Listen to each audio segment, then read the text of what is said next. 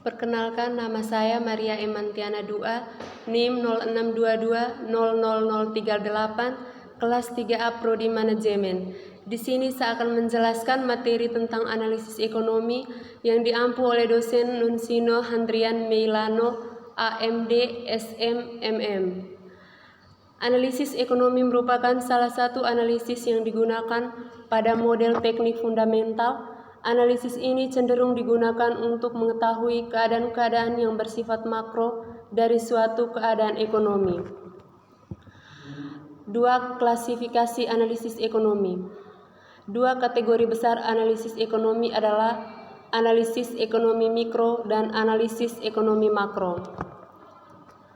Tujuan analisis ekonomi untuk bisa menjadi seorang pembisnis yang andal, syarat utamanya adalah harus bisa melakukan analisa pasar yang baik dan tepat.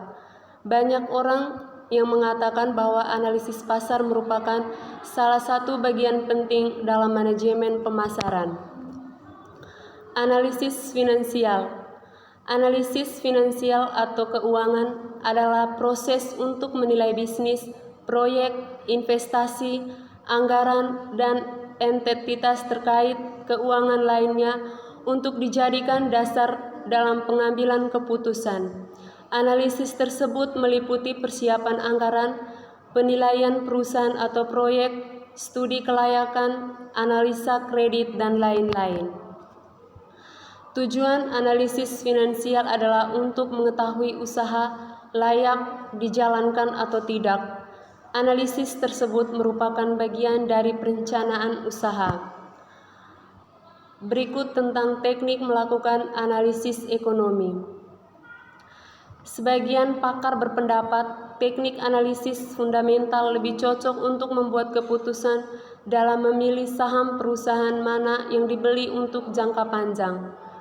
Analisis fundamental dibagi dalam 3 tahapan analisis, yaitu analisis ekonomi, analisis industri, dan analisis perusahaan.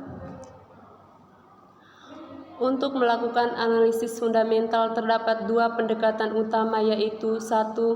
Top-down approach, 2. Pendekatan nilai intrinsik dan rasio keuangan.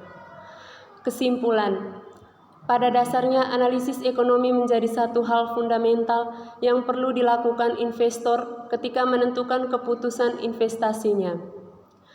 Analisis ekonomi menjadi suatu kebutuhan karena terdapat kecenderungan adanya relasi kuat antara apa yang terjadi pada lingkup ekonomi makro dan kinerja suatu pasar modal. Pasar modal menjadi refleksi dari dinamika perekonomian makro, mengingat nilai investasi yang ditentukan oleh aliran kas yang diharapkan serta tingkat return yang disyaratkan atas investasi tersebut dipengaruhi oleh perubahan lingkup ekonomi makro.